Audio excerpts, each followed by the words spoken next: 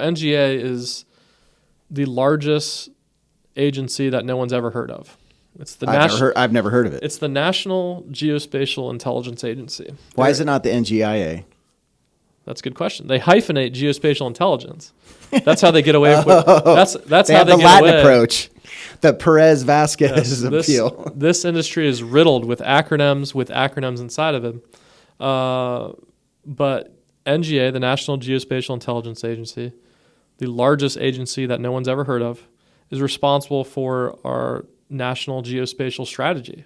So what the heck does that mean? I mean, they're responsible for putting together the pieces of the pie to understand the world, essentially. That's their slogan is know the earth, show the way, understand the world.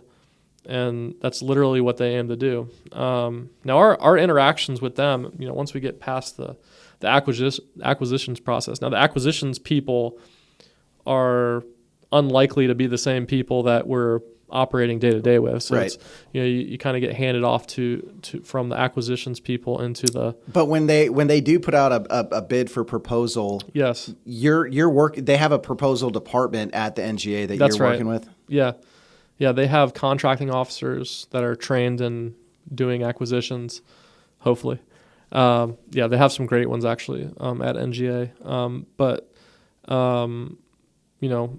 once you go through that process and we're working with Geo Owl at the end of the day, then we shift into operations, and that's where we really shine. So the bid and proposal stuff is great, but actual executing the work is what we're the best at.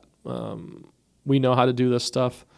We live, sleep, eat, and breathe geospatial intelligence. So when we actually get to do the work, when we finally get through that process, we revel at the notion of getting down to into the weeds and actually supplying that intelligence. So that interaction on a day-to-day basis, we're working with government people, like let's say the NGA, for instance. They use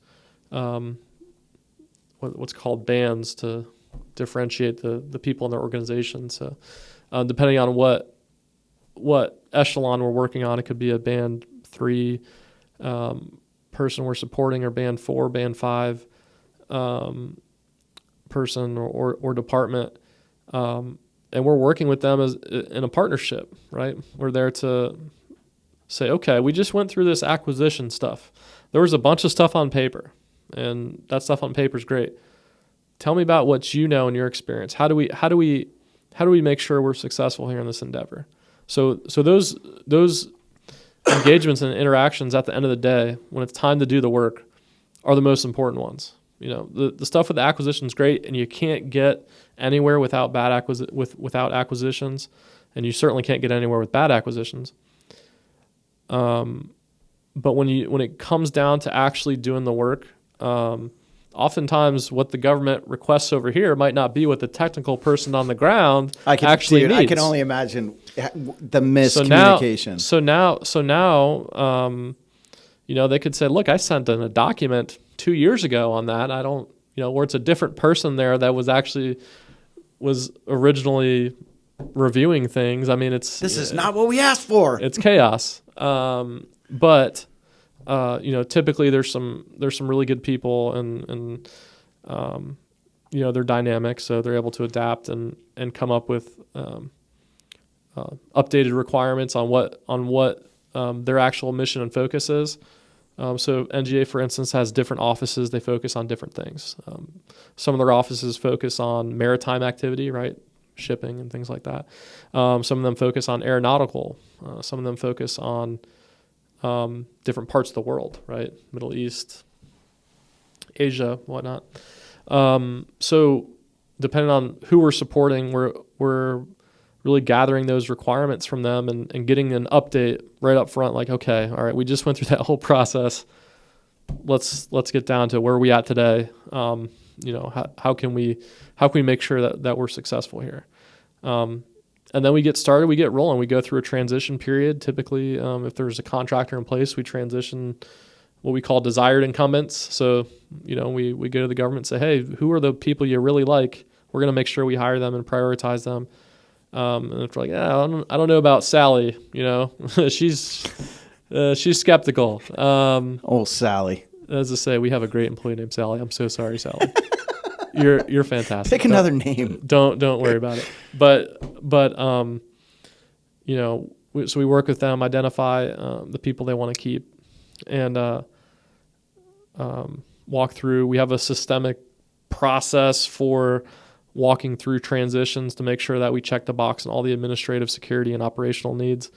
I think we're probably one of the companies in industry that can handle transitions better, just because of our experience, and we get that at that time when you're entering a new endeavor. It's super critical that you have good people and smart people on the ground that can make decisions quickly, and they're empowered to do so. So that's why we focus on empowering our managers at the lowest possible echelon to make good, quick, fast decisions that give our customers exactly what they need when they need it. Especially during those transition periods, those are always, we call it 24/7 management ops. We're rocking and rolling. We're here to support. And my role in those instances is really just to work for our team members to make sure they have everything humanly possible that they need, so that they can support, our awesome customers like NGA. If you had to choose, I don't want to get into a hole, but between the NGA and SOCOM, do you have a preferred client partnership? Who do you prefer working with, or do you even have a preference? Well, there's great people at both organizations. So and oftentimes there's people that have worked at both. There's because it's there's different intelligence needs across SOCOM and then across NGA, and we work with the Army as well, and what we call just regular Army as well in their intelligence space. So oftentimes there's a lot of people moving between the different organizations and agencies. But man, supporting the warfighter at the end of the day, helping the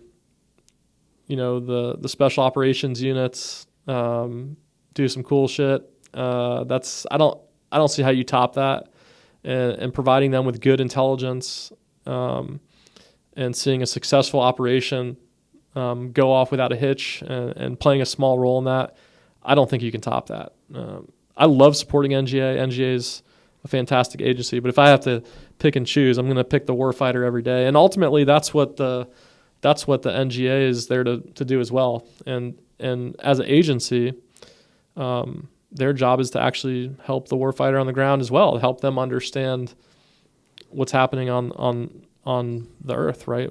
Help them understand the location they're in, and help them access the intelligence, the geospatial intelligence that they need to make those decisions, those tactical decisions on the ground. So, it's a toss-up. There's some cool stuff to be said about each organization. And I could probably go on for days about either, but special ops, those guys are the best. Well, because at that point you can be NGA, by the way, and supporting special ops.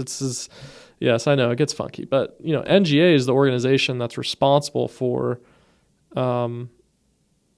providing the information to DoD about how to proceed with their so activities. They're basically, in a very high altitude sense, the NGA is similar to the Geo Owl, except they're a federal asset and you guys are a contractor in a way.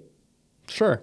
Yeah. No. That's a fair way of putting it. They have a lot of different missions at NGA. Don't get me wrong; they're a massive organization. They work across the government. They work with DHS. They work with, Department of Agriculture, BLM. You name it. But in terms of being the geospatial experts for the government, yes. We are the geospatial experts for the government as contractors. They're the geospatial experts for the government as government. So, yeah, very, very similar. Right. Dude, that's awesome. I love it. Do you have any parting words for this episode? We're closing up on the end of the hour. end of the hour here. No, nothing. It's just been a lot of fun chatting with you, and hopefully somebody got some good knowledge and information about what I'm blabbering on about. I'm more